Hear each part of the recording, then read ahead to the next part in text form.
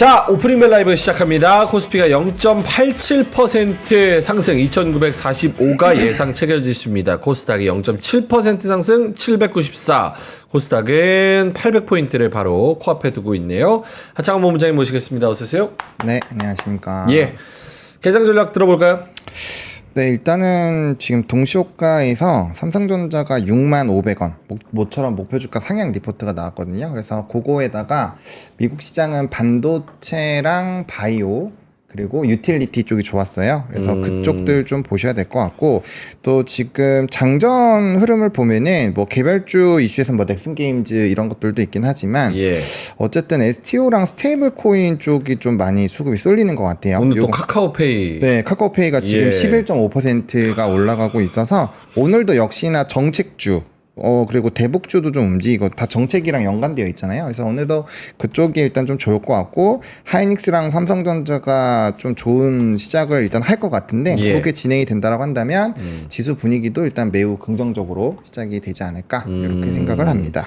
카카오페이는 진짜로 뭐가 있나 봐요. 그 스테이블 코인을 하면 이제 트래픽이 아무래도 많이 나오는 쪽이 유리한데 결제를 많이 하고 수수료를 일단은 절감하는 게 좀 큰 이득 중에 하나니까 네. 그렇게 되면은 네이버랑 카카오가 저는 제일 수혜가 될 것 같다고 계속 말씀을 드렸는데 문제는 뭐냐, 네이버는 덩어리로 좀 묶여 있고 상대적으로 카카오는 딱 분리가 돼 있잖아요. 그러다 보니까 페이가 조금 더 가볍게 일단 움직임이 나오는 게 아닐까 일단 이렇게 생각을 하고 있습니다. 오늘 금요일인데 이렇게 0.8%, 0.7% 정도 올라서 마감하면 이번 주는 진짜 베스트겠어요. 물론 개장도 안 했지만 아직. 그렇죠. 네, 일단 뭐 반도체만 안 떨어져도 뭐 나머지 쪽이 지금 분위기가 되게 좋으니까 뭐 분위기는 상당히 좋을 것 같고, 그다음에 롤오버 하고 나서 뭐 첫날 두 번째 날까지만 문제가 없으면 좀 연속성을 더 가지기 때문에 조금 더 기대감을 키워보셔도 괜찮지 않을까라고 생각합니다. 오늘도 혹시 변동성에 좀 주의를 많이 해야 됩니까? 갑자기 줬다 뺐을 가능성도 있어요? 오늘은 아마 안 그럴 거예요. 왜냐면 원화도 지금 1375원대까지 57원까지 떨어졌고요. 근데 문제는 그건 있어요. 6월 15일에 미국과 이란의 핵 협상이 있는데 그게 안 되면 그 이스라엘이 이란 공격한다고 얘기를 했거든요. 예. 6월 15일에 안 되면. 그래서 만약에 그렇게 되면은 좀 그 월요일에는 분위기가 좀 달라질 수 있어서 그거를 좀 심각하게 생각하신다라고 하면은 조금 대응을 하는 거고, 아니야 뭐 불장 필요 없다. 왜냐면 오늘 또 원내대표 또 있으니까. 예. 그래서 그런 기대감이 더 크다라고 하시면 일단 좀 홀딩을 해보시면 되지 않을까 생각합니다. 이스마일님께서 오늘 조선주 정리 좀 해주세요. 명행님 말씀하셨는데 오늘 조선주 정리할 게 뭐가 있나요? 조선주 뉴스가 뭐 딱히 있는 게 아닌 것 같은데. 특별한 네, 건 특별한 거 못 봤습니다. 못 예, 봤는데. 김정현 본부장님 어서오세요. 네. 예. 네. 개장 전략 빠르게 들어보겠습니다. 네, 그냥 정중도 아까 좀 이스라엘 스트라이크 확률이 한 반반이라고 합니다. 베팅 사이트에서는. 그러니까 뭐냐면 15일 이번 주말에 있는 그 협상에서 6차 협상인가요? 그 브레이크다운 잘 안 되는 확률에 대해서 50% 보는 거예요. 아무도 모르는 거예요. 그래서 유가가 68불에서 내려가지도 않고 올라가지도 않고 있어요. 유가가 72불에 75불 가면은 레드 시그널로 보는 사람들이 많이 늘어났습니다. 딱 중간입니다. 오케이. 근데 장이 안 빠진, 미국에 안 빠진 거는 어저께 말씀드린 오라클 그거 하고 어쨌든 국채에 대한 수요가 기본적으로 아직 흔들리지 않았기 때문에 국채 수 내려가서 버티는 거예요. 그러니까 정중동이라 볼 수도 있고 큰 그림 보면은 해결되겠지 이렇게 하면 그냥 가는 거고 약간 흔들리면 얼마 흔들릴까? 진짜 75불로 가면 한 3% 흔들릴까? 그거의 확률 게임입니다. 네. 오케이. 알겠습니다. 자, 개장했고요. 9시 1분 지나가고 있습니다. 코스피가 예상 체결지수보다는 좀 약하게 시작하네요. 0.4% 상승 2931로 시작하고요. 코스닥은 0.1% 상승 790포인트에서 시작을 하고 있습니다. 대형주 보면은 카카오가 제일 강하네요. 카카오가 5.5% 53,700원까지 올라가고요. 기술적으로도 이 가격대는 지난 2024년 3월 가격대보다, 그러니까 1년 3개월 만에 53,000원을 뚫어내고 올라가고 있습니다. 그리고 시프트업이 6.4% 가장 크게 오르네요.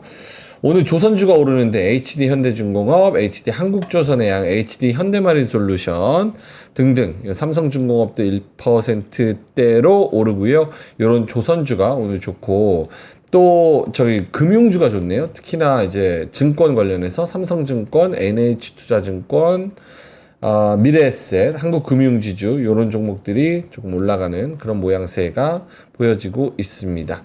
코스닥 대형주에서도 신성델타테크가 22% 오르는데 오늘 뭐가 있어요? 초전도체 뭐 있긴 있었던 것 같아요. 뉴스가 있었는데 제가 지금 까먹어가지고 근데 이슈가 있었어요. 초전도체 있습니다. 새 정부의 초전도체 어떻게 밀지 않을까 이런 생각도 하는데.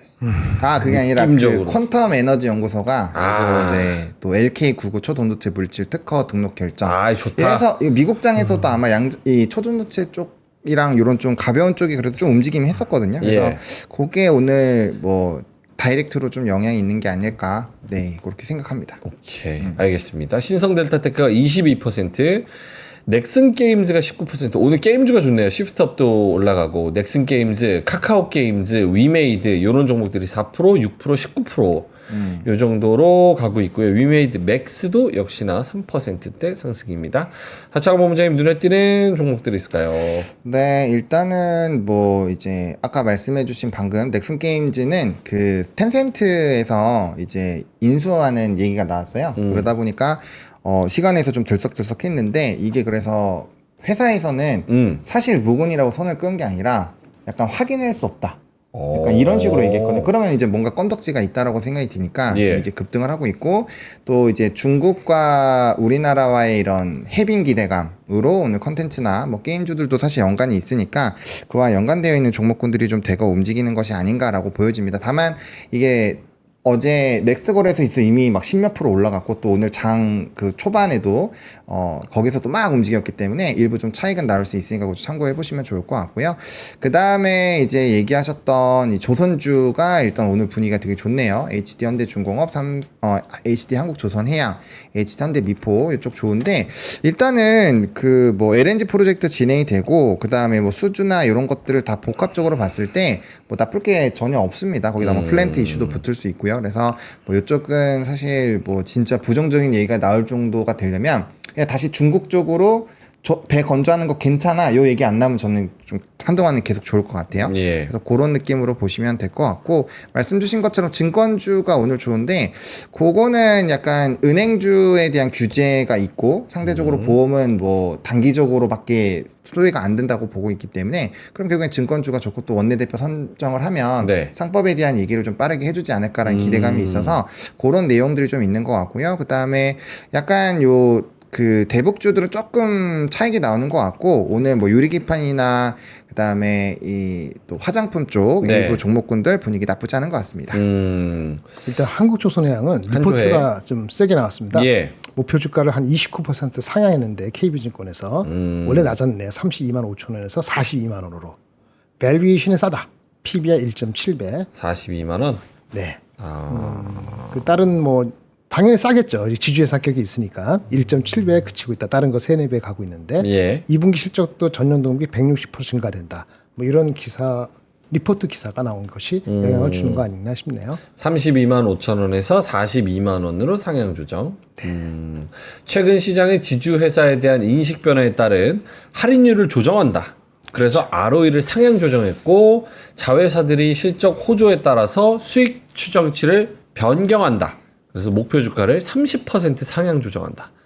그래서 오늘 한조회가 3.6% 상승 35만 3천 원 이렇게 가고 있습니다. 시가총액 상위주들도 삼성전자 0.2% 정도 오르고요. SK하이닉스도 1.9% 올라서 24만 원 다시 한번 터치를 했습니다. 오늘 2차 전지가 별로 안 좋아요. 포스코홀딩스, 포스코퓨처엠 어제 등등 올랐었던 2차 전지 오늘은 또 하락하고요. LG엔솔도 2.3% 마이너스로 시작을 하고 있습니다. 시가총액 상위주 중에서는 반도체가 이제 꾸준히 올라가면서 오늘은 조선주가 받쳐주고 네이버 카카오 이런 종목들 게임주 그러니까 소프트웨어 쪽들이 같이 올라가는 그런 모양새 여기에 증권주도 같이 올라간다고 보면 될 것 같습니다. 자 김장일 본부장님도 눈에 띄는 부분 있을까요? 네, 아까 하이닉스 정도 오르는 거하고 소프트웨어적인 거, 네. AI 소프트웨어적인 거는 가는 거 맞고요. 그리고 조선은 아까 말한 목표 주가 리포트 나오는 게 있으니까 가는 거고, 아까 양자 하여튼 뭐 이런 개별적인 이슈가 되는 것 같고, 그냥 증권주 버티고, 예, 소소하게 그렇습니다. 아주 새로운 거는 오버나잇에는 없었고요. 제가 준비한 것 중에서는 원화 강세가 계속 갈 것인가 거기에 대해서 이견을 갖고 있는 의견이 있어서 나중에 시간이 되면은 그거 예. 말씀을 드리는 거 정도 하나 정도가 있어 보입니다. 오케이. 나머지는 뭐 괜찮을 것 같아요. 오케이. 오늘은 소프트웨어가 진짜 강합니다. 카카오페이도 마찬가지고요. 넥슨 게임즈, NHN, 뭐 웹툰 쪽으로 NHN, 미투온 막 이런 쪽도 괜찮고 전자결제 같이 포함해서도 그쪽으로 올라가고 있고요. 오늘은 뭐 코나이, 갤럭시아 머니트리도 마찬가지고 전반적으로 이제 소프트웨어 쪽으로 좀 강한 것 같습니다. NHN은 바로 말씀을 드려야 될 것 같은데요. 예. NHN은 지금 오라클하고 관련이 있습니다. 그래요? 오라클하고 관련이 있는 게 아니고 오라클 스팀하고 관련이 있어요.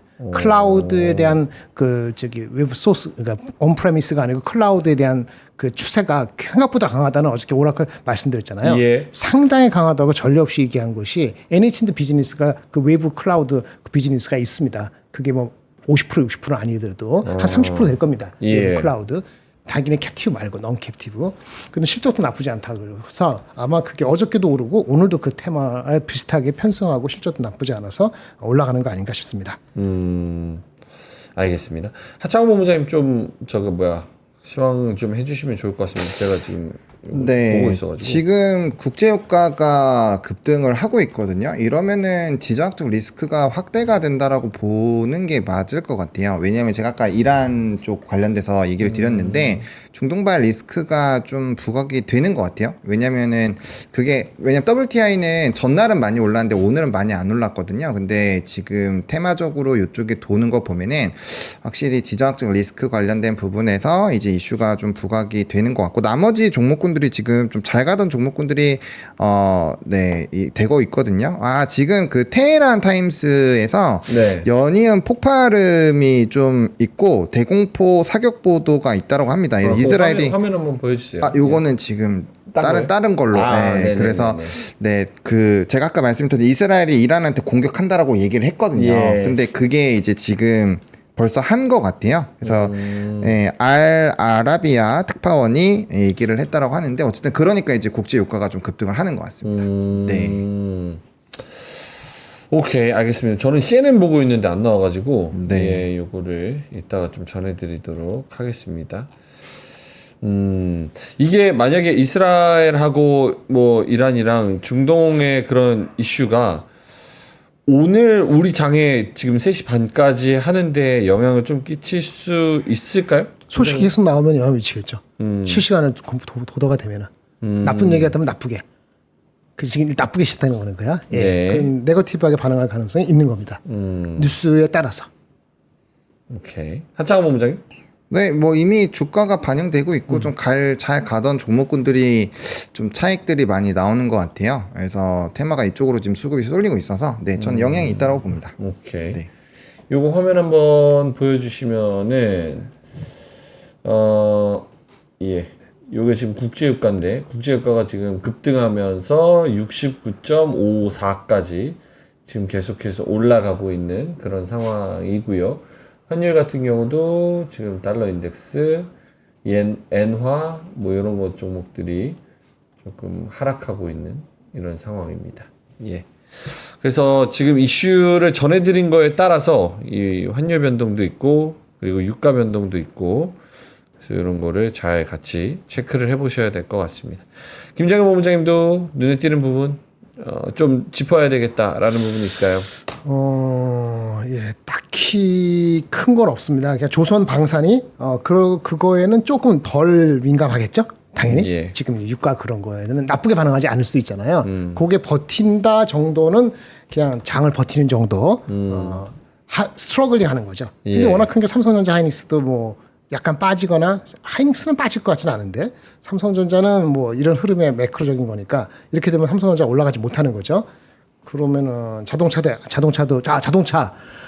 미국 자동차가 빠졌잖아요. 그 관세를 더 올릴 수도 있다. 뭐 이런 얘기를 한 게 안 좋았죠. 25%가 아니라 더 올린다. 네. 전기차도 2차 전지도 다 좀 빠졌는데 자동차도 빠졌거든요. 그러면 유가 뭐 하여튼 그렇게 되면 더 안 좋은 거니까 센티먼트적으로는 거기 하방을 할 수 있는 것이 더 많아졌기 때문에 참 장세는 약간 눌릴 소지는 있는데 제가 봤을 때는 아까 말씀드린 것처럼 유가가 아마 트리거되는 것이 73불, 75불 정도가 되면은 매시브 트리거가 될 것 같아요. 근데 그 전까지는 이게 단길까 뭘까도 사람들이 머리를 재겠죠. 지금 아직까지 거기까지 안 갔으니까 와치를 하셔야 될 것 같습니다. 네. 전반적으로 다 파란색으로 전환됐습니다. 코스피가 0.24% 마이너스로 들어갔고요. 2,913포인트. 코스닥이 0.7% 마이너스 784. 좀 쉬어야 된다 싶었는데 울고 싶은 애 뺨 때리는 격으로 네. 이스라엘이란 이런 이슈들이 나오면서 지금 마이너스권으로 들어갔고요. 제일 많이 빠지는 거는 한진칼 7%, 두산 4%, 글로비스 4%, 포스코 퓨처엠 이런 종목들이 좀 빠지고 2차 전지들이 좀 많이 빠집니다. 예. LG 엔솔도 마찬가지고 SK 이노베이션, 포스코 퓨처엠 이런 종목들, 포스코 인터내셔널 이런 종목들이 좀 빠지고 있습니다. 사실 사고 싶은 건 안 빠지네. 예. 그게 탄탄하니까 빠져. 안 빠지죠. 예, 그러니까요. 빠져도 약간 쩌리 종목들 이런 애들이 좀 빠지고 사고 싶은 건 잘 안 빠지는 것 같습니다. 교육 관련되는 건 빠지고 당연히 유가니까. 교육 관련되는 거. 하창원 본부장님도 빠지는 애들 중에서 특징? 지금 애들을 좀 봤을 때 분위기가 확실히 좀 지정학적 리스크가 발생하니까 확 떨어졌죠. 네, 뭐 지주사부터 시작해서 뭐 대형주 단도 좀 크게 떨어지고 있는 모습이고, 네, 좀 강세 흐름을 보이던 산업군들도 대거 좀 조정을 받는 것 같아요. 그래서 이거는 지금 이게 이제 어느 정도 격화가 될지에 대한 좀 의문이 있었고, 제가 그래서 딱 시작하자마자 그 이란이랑 그 핵 협상 관련된 얘기를 드렸잖아요. 예. 그게 좀 거슬리는 부분인데 오늘 초반 분위기에서 이 만약 포만 안 썼으면 15일 날 한다고 새벽에 얘기가 나왔거든요. 그래서 하루 이틀 정도 고민을 할 수 있고 또 마감까지 좀 고민을 해봐도 괜찮을 것 같았는데 바로 터졌기 때문에 요게 격화가 되면은 좀 타격이 있다라고 보여지거든요. 그러면 당분간은 또 지정학적 리스크 관련된 종목군들이나 산업군들로 좀 수급 움직임들이 강해질 수 있으니까 그걸 좀 염두를 하셔야 될 것 같습니다. 알겠습니다. 김장현 본부장님도 떨어지는 것들에 대한 뭐 무슨 얘기를 할까요? 그게 뭐 펀더멘털 이슈는 아니고 그거 매크로적인 이슈니까 그 손절을 정하시면 돼요. 지금 그 얘기 할 때는 아니죠. 장에 한 3% 빠지면 이제 손절 얘기가 나올 겁니다. 와치하는 거죠. 항상 그 믹스를 잘해야 되고 제가 그때도 말씀드렸죠. 빠지더라도 덜 빠지는 게 있다고. 하이닉스하고 조선하고 화장품하고 뭐 이렇게 말씀 몇 가지 드린 거 있지 않습니까? 그런 거 만약에 못 사신 분들은 많이 빠지면 지금 사라는 게 아니고 많이 빠지면 그때 사시면 됩니다. 알겠습니다. 지금 CNN 보고 있는데 이스라엘이 선제 타격했네요. 이란을. 국방장관이 나와서 브리핑을 또 했다고 합니다. 예. 요 지정학적 리스크가 앞으로도 계속해서 문제가 되면서 우리 시장에 크게 영향을 줘서 지금 코스피가 다시 2,800, 2,700, 뭐 2,600대로 내려올 가능성도 염두를 해야 될까요? 아니면 너무 설레버릴까요? 뭐 이게 엄청 격화되면은 가능성이 없다라고 보기는 어려운데 다만 떨어졌을 때 아직 상법에 대한 정확한 오픈이 안 됐기 때문에 그때는 좀 기회일 확률이 높지 않을까 해서 단기적으로 너무 크게 하락을 하면은 저는 기회 요인이라고 좀 보면 되고요. 좀 현금을 갖고 계셨던 분들이나 꼭 참으셨던 분들은 그런 기회를 잘 활용을 해보시는 것도 네, 저도 좋은 방법이지 않을까 생각합니다. 김정현 본부장님? 똑같습니다. 말씀드린 것들 하이닉스, 조선, 그 다음에 방사는 좀 애매하긴 합니다만은 오늘 같은 날은 안 빠지겠죠. 화장품, 그 다음에 AI 관련되는 사고 싶었던 것을 미국이 빠질 때 미국보다 한국이 덜 빠지면 그때 사시면 됩니다. 현금은 그래서 항상 얘기했듯이 2,900이건 2,700이건 플레이를 잘 하시는 분은 한 20%, 플레이를 못 하시는 분은 30%, 이럴 때 있을 때 준비할 수 있으니까 그렇게 좀 뭐 그런 상태는 아닐 것 같아요. 이게 논스톱으로 3천 간다고 보는 사람들이 많았을까요? 좀 경계하는 심이 많았을까요? 경계하는 심이 있는 상태에서 이게 준 건데 이게 뭐 오늘 단장이 어떻게 될지 며칠이 될지는 모르는 거죠. 그 질문, 만약에 2,700으로 갈 수 있느냐 이런 질문은 미국이 10% 이상 빠지면 가능할 수도 있습니다. 미국이 이거 갖고 10% 빠질 때 냅둘까? 그걸 생각해 보시고 기준을 잡으시면 좋겠습니다. 미국보다는 아웃퍼폼한다고 저는 말씀을 드리는 겁니다. 예. 미국이 10% 빠지면 우리는 한 6, 7% 이내를 빠질 것이고 미국이 6, 7% 빠진다면 우리는 3, 4% 이내를 빠질 것이고 그럼 얼마나 더 빠질 때 어떤 주를 살 것이냐 이제 가늠을 다 드렸으니까 근데 뭐 유가가 72불, 75불 하면은 레드 시그널 나올 것이고 그 정도로 많이 빠질 겁니다. 미국이 거기서 5, 7%, 10% 빠지면 우리는 그보다 적은 3%, 5% 빠질 것이고 예. 그때 이제 무작정 빠지는 주식 살 것인지 덜 빠지는 주식 살 것인지 그거는 다시 펀더멘트로 천착해서 보셔야 되는 거죠. 지금은 어떤 판단을 결정을 내릴 필요는 없는 거죠. 오늘 그것 때문에 막 전쟁 나고 난리치니까 여기서 갑자기 무기주를 사자. 이것도 웃긴 거잖아요. 그것도 웃긴 게 아니고 그것도 좀 애매하죠. 예, 그렇게 밸런스 있게 보시면 되지 않을까 싶습니다. 알겠습니다. 자, S-오일이 2.9% 정도 오르면서 다른 여타 금융 저 석유 관련된 그런 종목들도 조금 오르고 있습니다. 떨어졌을 때 주울 수 있는 거가 있을까요? 하창원 본부장님? 저는 만약에 오늘 금융주나 뭐 이런 것들이 많이 떨어진다면, 네, 그런 것들을 한번 노려보시는 거는 저는 괜찮을 것 같습니다. 왜냐면은 뭐 상법 개정이나 이런 것들이 어쨌든 기대가 되고 있는 것은 사실이잖아요. 그리고 오늘, 좀, 아무튼 하방이 산업은 문제가 없는데 좀 거기에 따라서 좀 크게 떨어지는 친구들을 저는 좀 째려볼 것 같아요. 막 소외 산업군들 말고. 네. 오케이, 알겠습니다. 두 분이서 저는 지금 계속 그 이스라엘 타임즈랑 CNN이랑 이쪽을 계속 보고 있어가지고 팔로우를 못 하겠네. 죄송합니다. 예. 이거 미국이 이스라엘 서포트 안 하겠다. 요것도 전달을 해드렸나요? 미국이 트럼프가 이스라엘이 전쟁을 벌인다면 미국은 서포트 안 하겠다. 아, 이스라엘 편 안 되겠다? 예. 그렇겠죠, 당연히. 미국 입장에서. 그래서 공격적인 서포트를 못 하겠다. 이런 이야기가 또 미국에서 나왔다고. 당연히 그렇게 할 겁니다. 네. 그래서 뭐 난리치는 거 지금 경제도 그렇고 인플레 걱정인데 이스라엘이 어차피 말 안 듣는데 네타냐후가 그거를 서포트를 한다는 게 말이 안 되죠. 당연히 서포트를 적극적으로 하지 않을 겁니다. 소극적으로. 알겠습니다. 오늘은 그러면은 익절 라인을 잘 정해가지고 가져가는 게 제일 중요하겠네요. 일단은 맞죠? 네. 네. 그래서 기존에 좀 많이 고민을 해놓으시라고 얘기를 많이 드렸기 때문에, 그러니까 저는 근데 이번 이 이슈로 저는 구조적으로 떨어질 거라고는 생각하지 않아요. 왜냐면 우리나라는 어쨌든 상법에 대한 기대감이 있기 때문에 저는 요번에 어쨌든 하락이 되면 단기적으로 좀 분할로 익절하셨던 분들에서 뭐 전량을 다 들어올 수는 없지만 단기 눌림이 만약에 세게 좀 나와준다면 거기에 따른 한번 좀 뭐 단기 스윙 정도 뭐 상법에 대한 또 정책 기대감들이 앞으로 나올 게 많잖아요. 왜냐면 정부 바뀐 지 얼마나 됐다고 그게 다 끊기겠어요. 그러니까 그런 좀 정책주 중심으로는 저는 접근이 유효하다라고 생각을 하고 있기 때문에 그 부분을 좀 잘 활용을 해보시면은 도움이 되지 않을까 생각합니다. 그러니까 우리가 또 현금을 안 쓰고 있을 때 또 좋은 기회가 오면 단기 눌림이 나면 어쨌든 변동성에서 그 조만한 퍼센티지라도 가져가면 그뿐인 거거든요. 그래서 그거를 좀 잘 생각을 해보시면 좋을 것 같습니다. 알겠습니다. 분위기 좋게 시작했는데 코스피가 0.8% 마이너스로 들어갔고요. 2,895 차익 실현에 대한 그런 액션들이 좀 빠르게 나오는 것 같습니다. 2,894 해서 모르겠습니다. 저는 아직 센티먼트는 좀 살아있다고 생각을 하는데 일단은 금요일이고 지정학적 리스크가 우리가 원래 생각했던 거 외에도 다른 부분에서 지금 새롭게 또 튀어나왔고 그리고 많이 올랐고 그런 부분에서는 좀 차익 실현 매물들이 꽤 나오는 것 같습니다. 2,894 예, 요 정도로 들어가고 있는 것 같고요. 코스닥이 더 많이 빠지네요. 1.7% 빠지면서 775.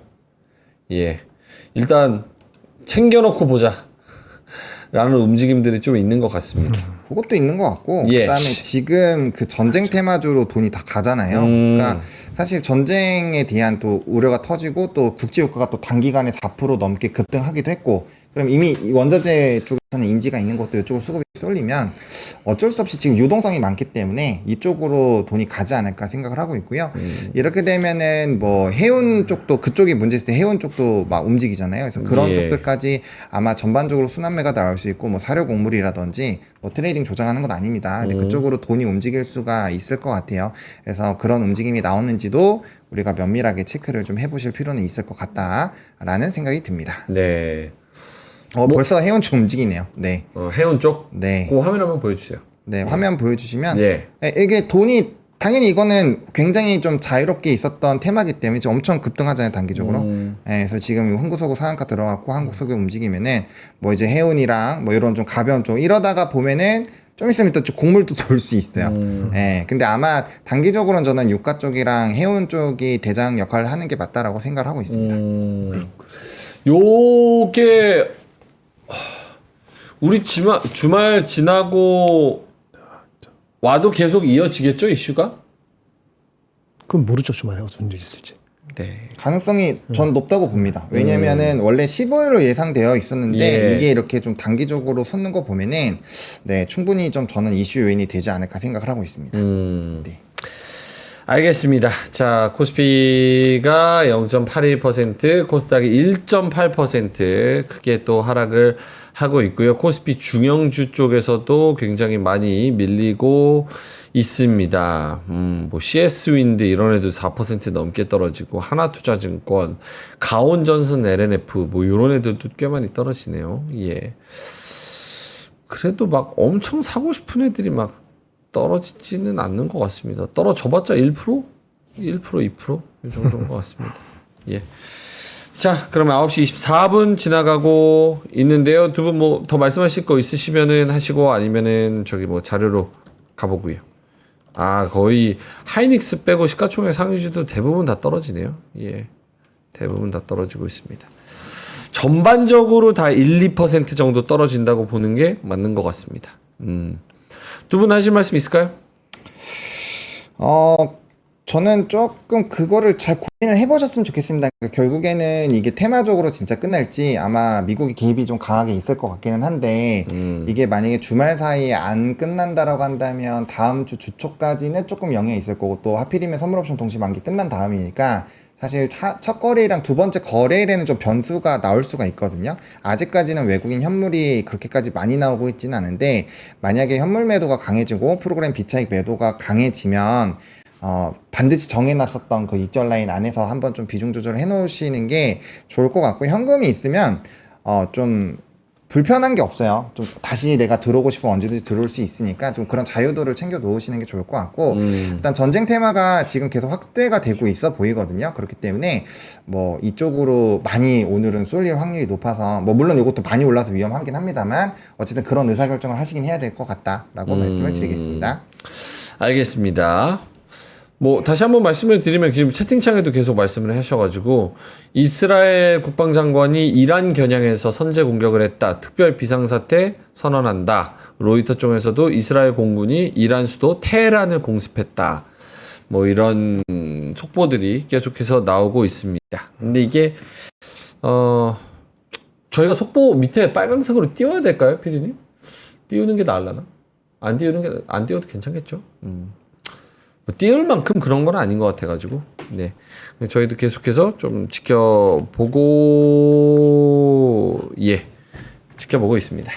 자, 그러면은 두 분의 자료 한번 보겠습니다. 일단은, 김장현 본부장님부터 먼저 자료를 한다면?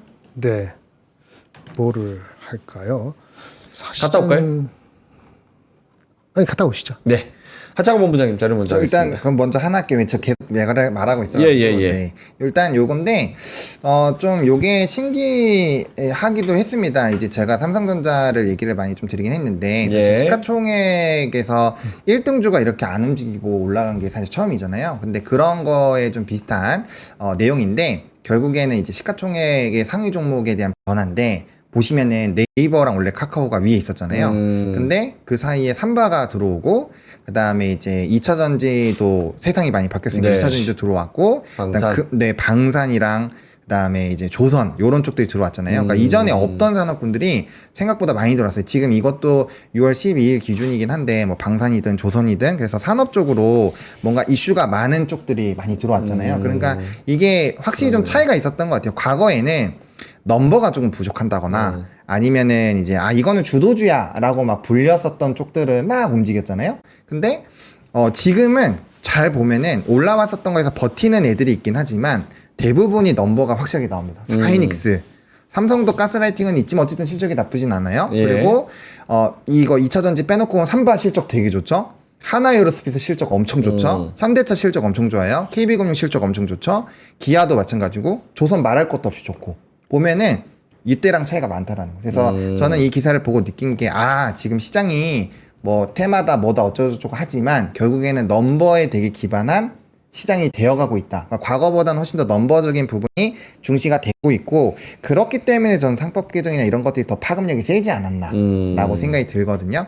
그래서 이게 여기서도 분명 실적이 조금 부족하거나 아니면 산업적으로 노이즈가 있는 종목이 분명히 있어요. 그래서 그런 종목군들이 조금은 더디게 가긴 하겠지만 어쨌든 이러한 변화가 상당히 좀 긍정적이고 이러한 흐름들이 조금 더 뭐 내년 후년까지도 이어진다고 한다면 저는 뭐 지수가 요번에 많이 못 올라가더라도 만약에 다음번에 올라갈 때는 훨씬 더 구조적으로 더 올라갈 수 있지 않을까. 왜 2년 전부터 우리는 분명 바뀌고 있잖아요. 그래서 그런 것들을 좀 잘 생각을 해보시면 좋을 것 같습니다. 오케이, 알겠습니다. 요거 이스라엘 이란 관련된 뉴스는 제가 계속 띄워놓고 좀 나오면 속보를 좀 전해드리도록 하겠습니다. 김장현 본부장님 자료하겠습니다. 네, 일단 저 자료 얘기하기 전에 네. 그 예전에도 이스라엘 그 이란 이런 거 전쟁이 네네. 났을 때 그때는 한번 지금 자료를 지금 못 봐서 그러는데 불과 한 10월 달에도 그런 경우가 있었거든요. 그때 어떻게 주가가 흘러갔는가 한번 보세요. 그러면 어느 정도까지가 가능성이 있는지 아마 가늠이 되실 겁니다. 작년 10월, 11월 달에는 트럼프가 아니었고 대통령이 달랐다는 거를 말씀을 드리면서 제가 얼핏 보니까 그때 임팩트가 있었을 때는 당연히 기술자가 많이 빠져요. 일반적으로. 기술주가 한 2, 3% 빠지고요.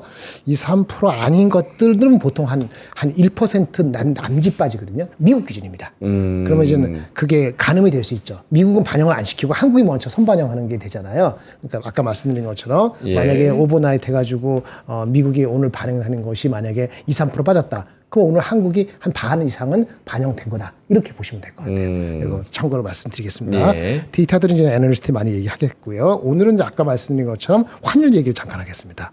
원화가 강세가 될 것 같으세요? 약세가 될 것 같으세요? 라고 물어보면은 네. 지금 대부분이 워낙 강세가 됐죠. 1450에서 1350으로 100원 정도가 강세가 됐습니다. 네. 그리고 매번 우리가 많이 질문하기도 하고 얘기하는 게 얼마나 더 강세가 될 것 같으세요? 이런 얘기를 하지 않습니까? 100원이 금방 한 달도 안 돼서 강세가 됐는데 여기서 1300으로 바로 또 한 두세 주 만에 1300 깨지는 거 아니야? 그러면 어떻게 돼? 이런 얘기 많이 했을 겁니다. 컨센서스는 워낙 강세가 계속된다는 게 컨센서스인 것 같았어요. 근데 다른 의견을 내리는 데가 있어서 그걸 가져봤습니다. 페이지 5페이지 말씀드리겠습니다. 예. 사실은요, 그 달러가 약세화가 되고 있는데 그러면 원화 강세가 돼야 되는데 원화 강세가 일어나지 않았던 이유는 뭘까요?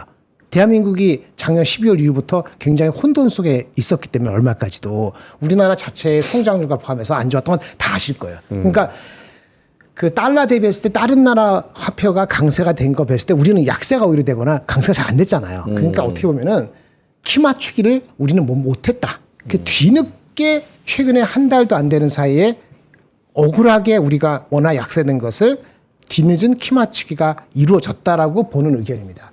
그러면 뒤늦게 키 맞추기에서 원화 강세가 어느 정도 됐으니까 이제부터는 뭘 봐야 되느냐. 여기서 추가적으로 원화 강세가 되는 거는 이분 얘기는 미국과 한국의 금리 차이가 영향을 더 주지 않을까라는 의견입니다.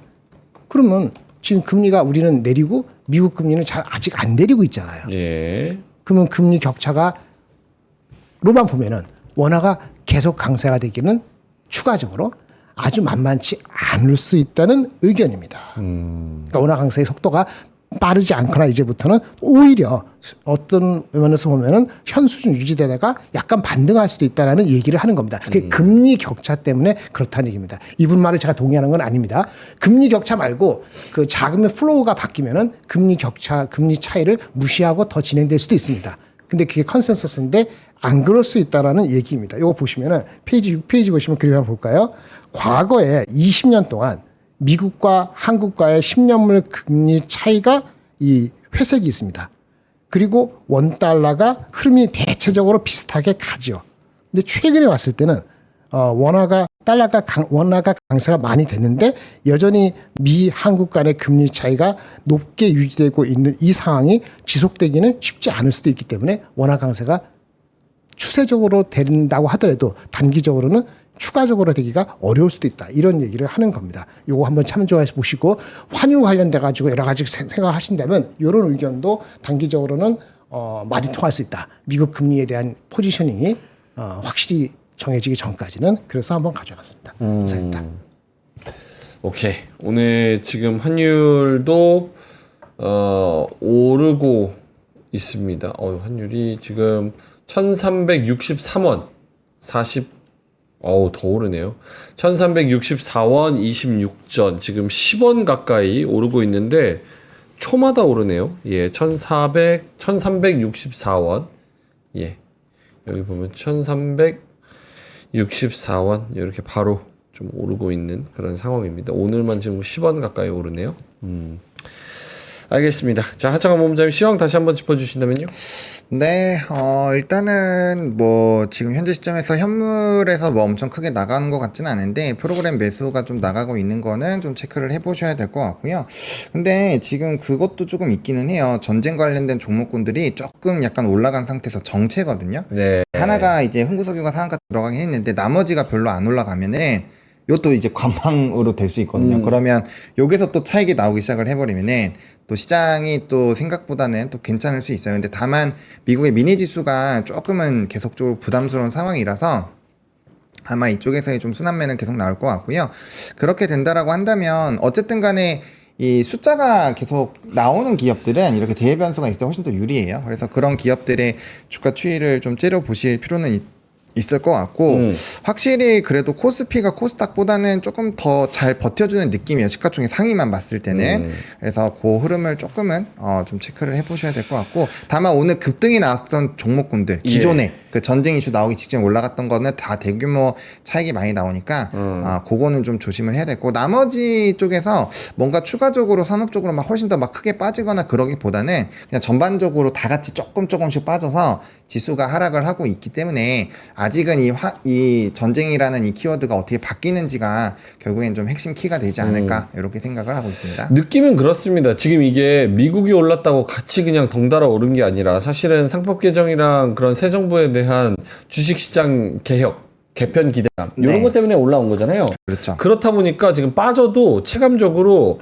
뭐 마이너스 파란불이기는 하지만 이게 실질적으로 마이너스인가? 여기에 대해서는 조금 많이 빠지는 느낌은 아닌 것 같습니다. 그러니까 나스닥 지금 뭐 선물에서는 1.4% 크게 또 하락을 하고 있는데 그러니까 그때 나스닥하고 같이 오른 게 아니기 때문에 저쪽 전쟁 이슈 때문에 빠져도 사실상 빠지는 게 아닌 듯한 뭐 그때 올라왔었던 금융주 거기다가 지주사 이런 애들은 별로 빠지지도 않아요. 지금 보면은. 그렇죠. 그러니까 그래서 넘버다운. 아까 유가를 말씀드린 이유는 유일하게 우리한테 영향을 미치는 거는 산업적으로나 전체적으로는 유가가 트리거가 되면은 미국이 금리 인하를 못 할 수 있잖아요. 그렇죠. 미국 9월 금리 인하를 해서 지금 확률이 75%까지 올라간 거거든요. 네. CPI, PPI가 낮으니까 금리를 고용 데이터가 무너지지 않더라도 결국은 금리 인하는 하긴 할 거예요. 근데 7월은 아니고 9월 달 정도에 70%, 75% 이렇게 된 상태인데 유가가 만약에 이게 이슈가 돼가지고 뭐 이렇게 한 뭐 일주일이나 뭐 며칠 더 간다 하자고요. 그러면 유가가 진짜 한 70 몇 불 되면은 그건 제가 만든 게 아니고 하면은 그게 구축되면은 CPI나 PPI가 영향을 받으면 금리 인하를 못 할 수도 있잖아요. 그러면 대한민국도 영향을 받죠. 모든 섹터에. 그 정도는 생각해야 되는 겁니다. 네. 근데 그거는 우리가 상법 개정이고 나발이고 해갖고 우리가 올라간 거 그거는 그냥 기존을 100에서 120 간 건데 이게 새로운 게 멀티플에서 영향을 미칠 수 있는 개연성 때문에 그런 거죠. 근데 네. 그렇게 됐을 때 사는 건 뭐예요? 넘버가 나오거나 사고 싶은 마음 똑같은 종목은 잘 안 빠진다니까요. 그런 거를 노리는 각도를 재면 되는 거예요. 과거에 봤을 때 2, 3% 이상 빠져서 5%, 6% 빠진 적이 한 번도 없었어요. 전쟁이 일어났을 때. 그러니까 이스라엘이 미국의 서포트 없이 계속 끝까지 간다. 그럴 확률은 제가 봤을 땐 굉장히 미미합니다. 설사 그래서 미국이 12% 빠지더라도 한국은 5% 이상 안 빠집니다. 그러니까 그런 생각을 갖고 접근하시는 거하고 이거 하니까 무조건 어떻게 이런 식으로 하는 거하고는 접근 방법이 좀 완전히 다른 것 같아요. 그래서 오늘 빠질 때 여기서 많이 오른 종목을 아까 그런 거 유가 때문에 민감하다 그건 빠질 수 있지만은 펀더멘털이 흔들지 않은데 여기서 같이 미리 우리가 하는 거는 선반영만 우리가 시켜놓고 미국 시장이 바뀌면 또 다시 바뀌는 이런 게 되거든요. 현금이 없다면은 당연히 많이 먹었기 때문에 현금이 5% 10%밖에 없는 사람들은 15% 20% 하고 싶잖아요. 그러니까 오늘 아침에 확 팔고 봐서 흥구수고 살 수 있는데 그렇게 해가지고 움직여질 장의 흐름이 대세가 아니라는 거를 기본적으로 저는 그렇게 생각해요. 대세는 그게 아니다라고 생각을 합니다. 너무 겁먹을 필요는 없다고 봐요. 알겠습니다. 환율이 1366원까지 올라갔습니다. 예, 요거는 좀 참고를 해보셔야 될 것 같아서 1366원. 그런 거 치고는 사실 코스피 코스닥이 잘 버팁니다. 코스피가 0.46% 마이너스 2906포인트. 2900포인트는 좀 사수하려는 그런 움직임을 보여주고 있고요. 코스닥이 1.3% 빠지면서 778. 이 정도입니다. 자, 하창호 본부장님 수급 한번 짚어볼까요? 외국인들이 사실은 뭐 매도를 뭐 강하게 하고 있지는 않은 것 같아요. 네, 지금 어쨌든 조금 이게 더 격화가 되는지 안 되는지를 좀 확인을 하려고 하는 것 같아요. 근데 또 시가총액 상위가 어쨌든 좀 빠지는 상황이 나타나고 있어서 우리가 이거는 조금 고민을 해봐야 되는데요. 그래도 요거 이 화면 보여주시면은 일단은 그래도 이제 외국인들이 요 하이닉스를 제일 많이 사주고 있어요. 그래서 삼성전자가 상대적으로 좀 많이 빠지고 있고요. 하이닉스는 그래도 2.9% 유지를 해주고 있는 상황이고, 그다음에 이제 자동차, 조선, 이제 자동차 조선 요런 쪽 이제 시가총액 상위에서 그래도 좀 들어오고 있다라는 점은 좀 긍정적이고, 그 다음에 지금 파는 쪽들을 보셔도 뭐 이제 다른 쪽보다는 이 뭐 많이 올랐었던 원전, 그리고 금일 많이 올랐었던 카카오 그룹주 이런 쪽들이 조금은 나가고 있는데 그것도 볼륨이 크지는 않죠. 그렇기 때문에 여기에서 만약에 하이닉스가 막 다 마이너스로 바뀌고 주도주격으로 좀 시가총액 높은 종목군들이 막 되고 수급이 빠지면 그때는 좀 고민을 해봐야 되겠지만, 현재 시점에서는 수급의 총량 자체가 그렇지도 않고, 그리고 그 일 있고 나서부터 프로그램 매수가 막 엄청 급격하게 늘어나지도 않고 있기 때문에 일단은 조금 뭐 수급적으로는 엄청 겁먹을 필요는 없을 것 같고요. 그 다음에 지금은 이 종목군들을 째려봐야 돼요. 한국석유 이런 애들이 추가적으로 상한가 들어가 버리면 아마 나머지 애들도 수급 한번 확 붙으면서 싹 올라갈 거고, 이런 애들이 상한가 풀리고 막 깨지면은 나머지가 또 주르륵 할 거거든요. 원래 이런 이슈면 보통 한 두세 개는 상한가가 들어가 줘야 되는데 그러지 못해가지고 다들 그래서 긴가민가 하는 것 같아요. 네. 오케이. 김정일 본부장님, 네네. 하이닉스가 한 3% 정도 오르는데 3%? 여기에 자금이 쏠리는 이유를 알 수 있을까요? 24만 2,500원까지. 근데 어저께도 24만 원은 갔었던 거고요. 예, 어저께 조정받았나요? 예. 어저께 조정받았나? 그거는 그동안 상한가 이게 고점 많이 가니까 이익 실현하고 싶은 마음이 계시지 않겠습니까? 18만 원, 19만 원, 20만 원 사신 분 계시니까 그렇게 한 거고, 일시적인 거고. 오늘 미국장에서는 반도체가 뭐 엄청 좋지는 않았는데 군계 일학식으로 오른 건 오라클이잖아요. 오라클에 대한 믿음이 아마 믿음보다도 거기에 사람들이 놀랬을 겁니다. 그럼 한국에서 살 수 있는 주식은 하이닉스밖에 없어요. 예. 그래서 가는 겁니다. 그 마이크론이 올라가지는 못했어요. 마이크론이 조금 약간 올랐는데 마이크론이 한 10배 정도 되거든요. 항상 제가 말씀드렸을 때 마이크론 10배면 우리가 얼마 가야 되느냐. 억울하게 실이 우리가 마켓을 놓고 다 하는데, 이게 제가 기억으로 제가 30년 동안 커버하면서 20% 할인 이렇게 된 적이 없어요. 그 제가 그래서 8배를 못 주는 거예요. 뭔 얘기인지 아시겠죠? 8배를 주면 얼마라고요? 32만 원. 8배 주면 32만 원. 그러니까 마이크론 10배 가 있는 상태에서 8배 주는 게 좋을 것 같은데, 애널리스트 할 때 항상 그렇게 해도 그게 안 되더라고요. 대한민국에 있다는 것 때문에. 근데 7배는 줄 수 있지 않을까? 그러면은 7배면은 28만 원. 근데 하반기가 어떻게 될지 몰라? 좀 디스카운트? 근데 26만 원. 근데 이런 약간 헷갈리는 장에서 뭐가 편해? 하이닉스 편하네. 이래 하면은 거기까지 끌어모으는 거죠. 그러면 딴 데에서 약간 불안한 것도 하이닉스가 편하다는 생각을 이제는 새롭게 들어가신 분은 가질 수 있어요. 그러면 안 가진 분한테 지금 어떻게 할 것이냐. 가진 분 말고 안 가진 분한테는 제가 말씀드려요. 아마도 7월 말 8월 달까지 미국이 그 인플레가 아주 새롭게 올라오지 않으면 그때까지 26, 7만 원 정도가 저는 현실적인 목표 주가가 아니겠느냐. 그 다음에는 다시 또 업데이트를 해드리겠습니다. 오케이. 알겠습니다. 자, 코스피 코스닥이 나름 뭐 미국 하락하는 거에 비하면은 조금 잘 버티고 있는데 2,900 간당간당합니다. 2,898. 코스닥이 1.8% 떨어져서 775. 한번 쉬어갈 때가 됐다 싶었는데 뭐 그럴 수도 있지. 요런 타이밍이 핑계가 주고 있어요. 나오네요. 핑계가 되는 것 같습니다. 오늘 또 금요일이기도 하고요. 예. 자, 광고 하나 하고 가겠습니다. 오늘은 티셔츠랑 시계 가지고 왔습니다. 이거 입어야 되나? 아미 하트 반팔 오버핏 티셔츠 이렇게 가져왔습니다. 예. 하트 반팔 오버핏 티셔츠.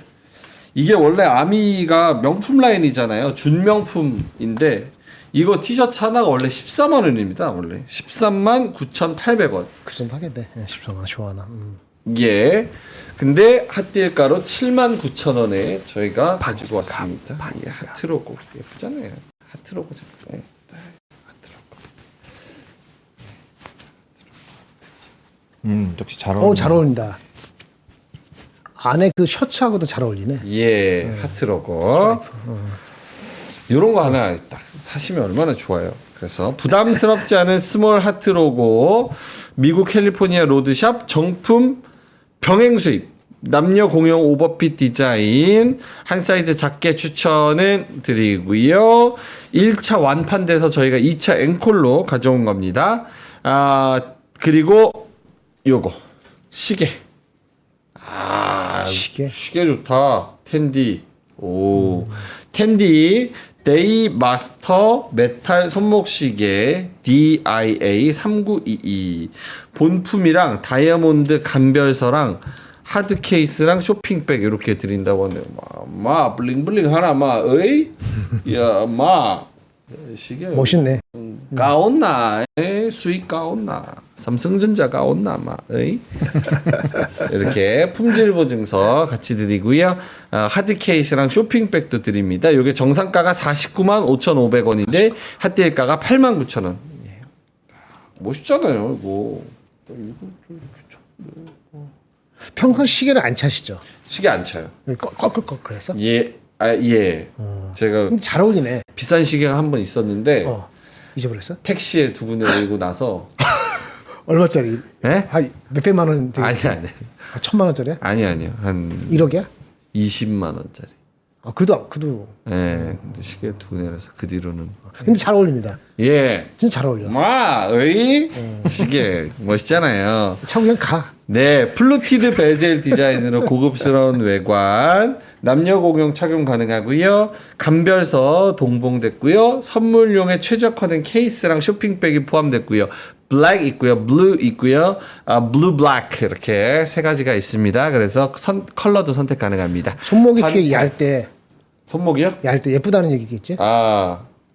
어떤 분이 그러시네. 제가 나름 또 한 손목해? 아니요. 그럼 뭐야? 이거 다 팔뚝? 근육이 여기 안에 이 핏줄이 어마어마해요. 이게 섹시. 와. 가끔씩 제가 이렇게 잘 때 보다 섹시해요. 와, 이 핏줄이 보여요? 핏줄? 보여. 난 보이지. 이거 안 보이네 화면에. 보여. 보여가지고 여기가 그건 제가 힘 주면 어마어마해요. 여기가. 우와, 이 전완근 봐. 진짜 섹시하다. 예. 근데 그렇게 있는 사람한테 네. 여기 시계가 이렇게 멋있는 거 딱 차면은 시계. 더 멋있는 거야. 그러니까 시계 딱 멋있잖아요. 예, 양양 펀치라고요? 양양 예, 고맙습니다. 어이없네. 저 한 주먹 합니다. 예, 조심하세요. 고맙습니다. 알겠습니다. 자, 그러면은 9시 46분 지나가고 있어서 김장모 본부장님, 저기 자료 한번 더. 네, 자료 하기 전에 내가 네. 궁금해서 그러는데 넥슨 게임 있잖아요. 네, 그걸 내가 잘못 봤어요? 150억 달러 주고 산다는 거예요? 20조. 네. 아, 그거 한번 여쭤볼게요. 어. 그 말씀 잘하셨어요. 넥슨 요거 한번 화면 보여주세요. 그냥 깜짝 놀라서. 넥슨 텐센트 아하 이거 왜 이래 이거 이거 뭐고 넥슨 텐센트 20조 인수설에 20% 급등. 텐센트가 유족들한테 그러니까 고 김정주 회장 유족들과 접촉해서 20조 줄 테니까 150억 달러 줄 테니까 우리한테 파세요. 이런 이야기를 또 했다고 합니다. 이에 대해서 유족들은 매각을 검토 중이나 넥슨그룹 지주사인 NXC가 실제로 얼마나 긍정적으로 살펴보고 있는지는 불확실하다. 아니 다 넘어가게 생겼어. 하이브, SM, 저기 디어유, 가져가네? 저기 뭐야, 저기 넥슨 뭐 다 사가게 생겼어. 이렇게 사가도 되나 이게?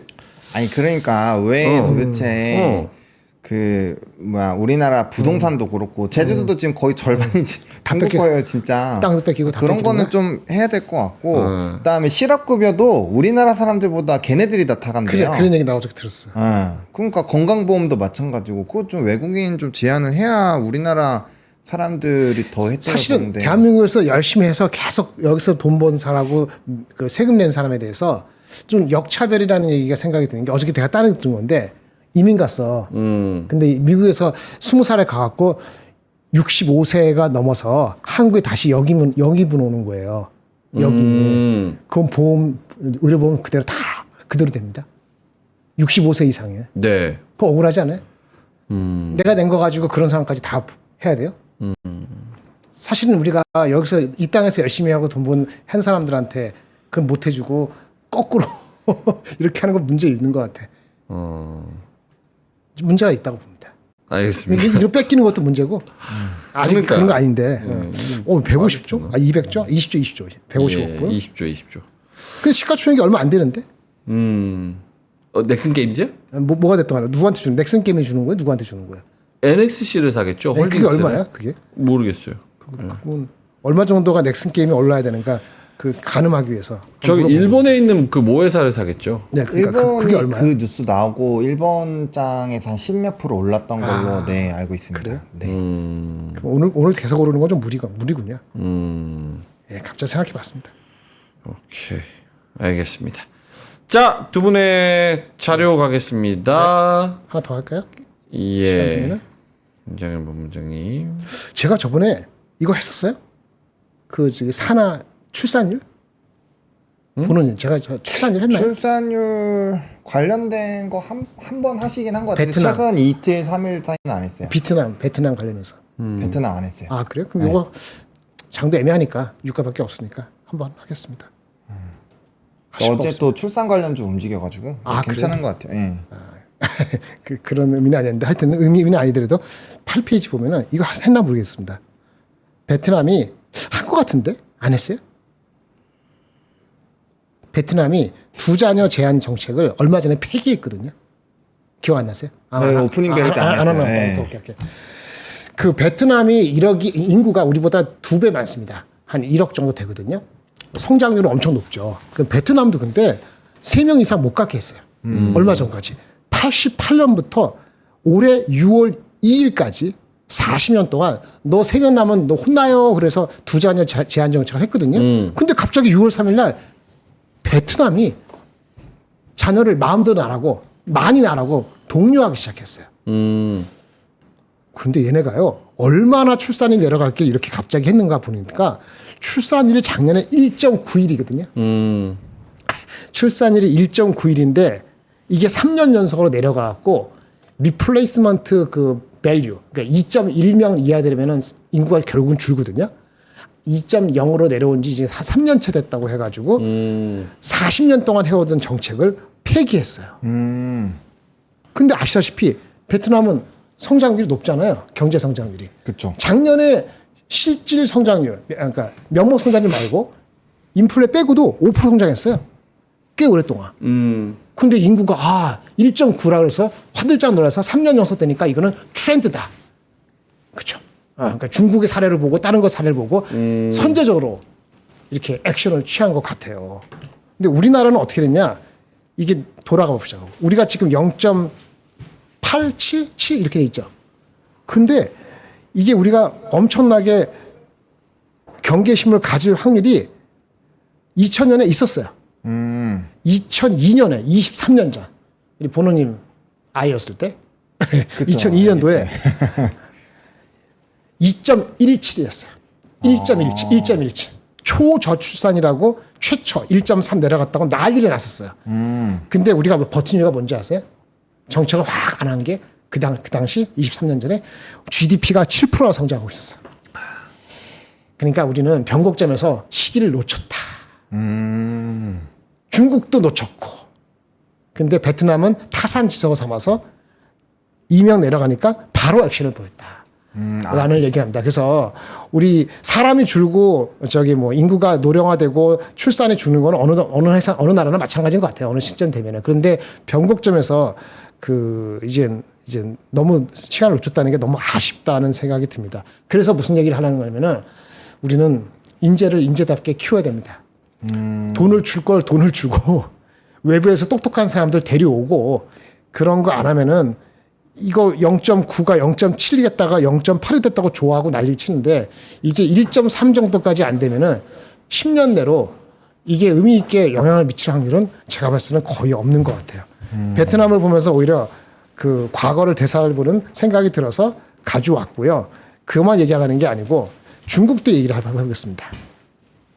중국도 미국하고 갈등이 많잖아요. 이번에 하버드 대학을 들어오느니 많이 얘기하는데 이거는 얘기하는지 모르겠어요. 중국이 최근 한 10년 동안 미국에서 근무하던 과학자 12,500명이 미국을 떠나서 중국으로 가속화해서 50% 이상이 최근에 들어왔어요. 그다음에 미국의 스템 박사는 아시죠? 과학, 테크놀로지, 기술, 엔지니어링, 그다음에 수학 이런 박사의 5명 중에 1명은 중국인인데 5년 전에 근데 최근에 5년 사이에 엄청나게 10,000명 그 정도 이상이 핵심이 다 빠져나왔거든요. 그러니까 미국이 중국을 견제하는 것이 너무 과하게 되면은 자기 발등에 그 도끼 찍는 시기에 되는 거다. 왠지 아세요?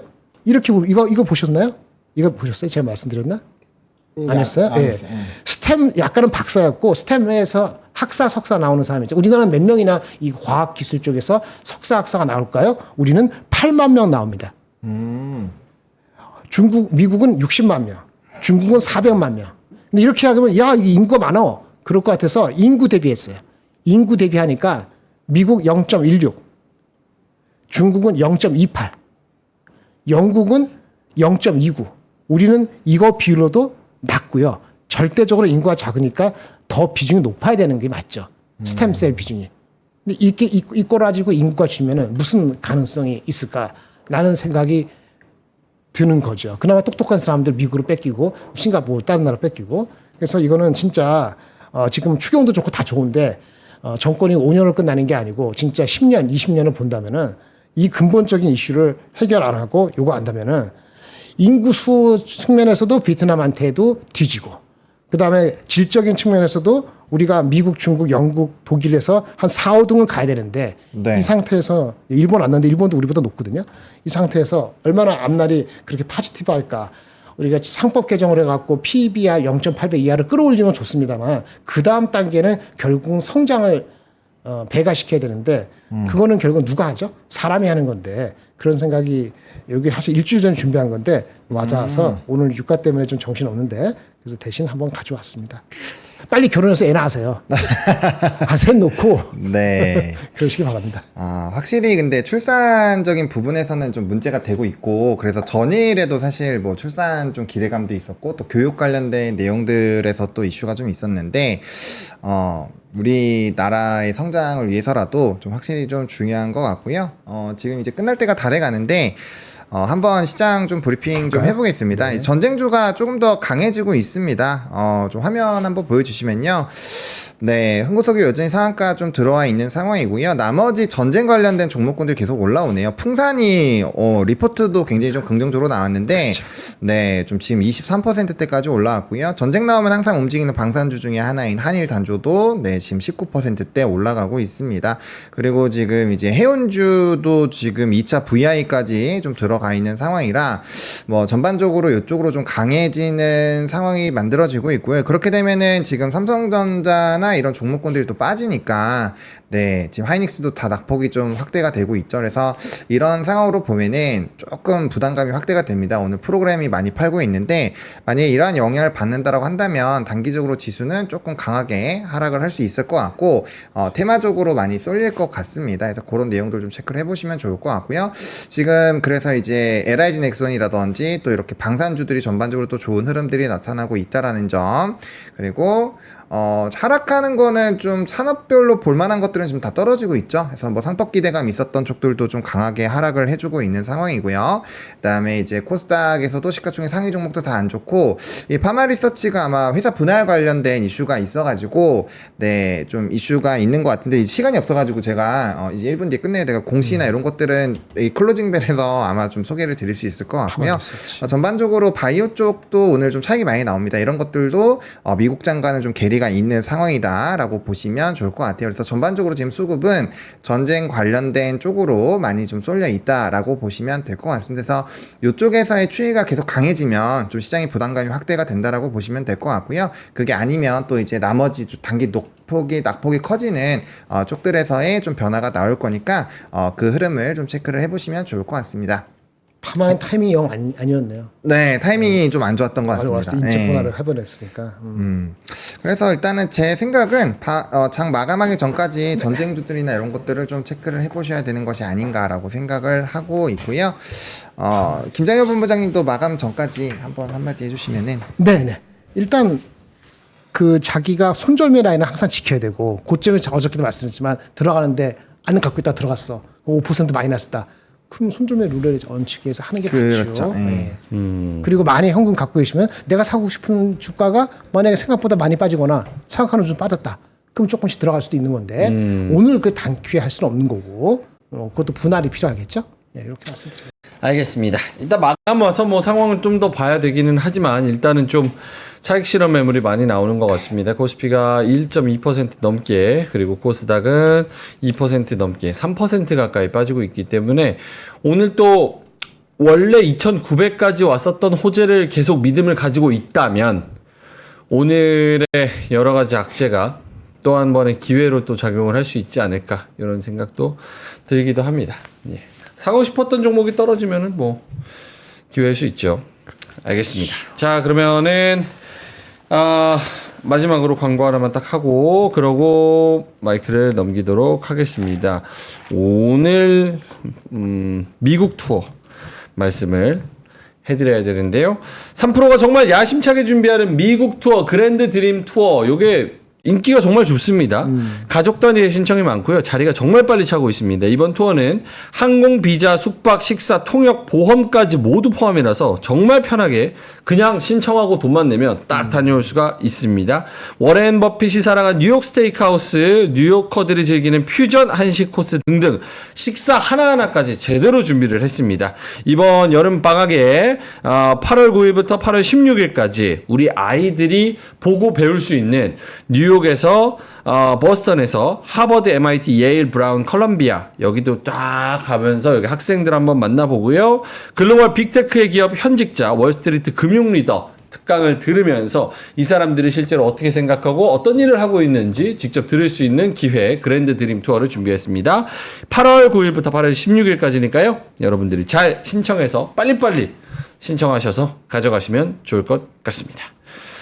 자, 그러면은 저희만 여기서 물러가도록 하겠고요. 많은 분들이 분위기가 별로 안 좋네요. 예, 아침이나 먹어야겠다 이런 말씀들 하시고, 오늘 또 금요일이고 전반적으로 또 이렇게 좀 안 좋다 보니까 살짝 사고 싶으신 것 사시고 수익 챙기실 것도 챙기시고 이렇게 느긋하게 보시면 좋을 것 같습니다. 자, 그럼 저희만 여기서 물러가도록 하겠습니다. 뒤에 오는 아침 투자팀도 많은 환영 부탁드리고요. 이따가 3시 20분에 뵙겠습니다. 고맙습니다. 감사합니다.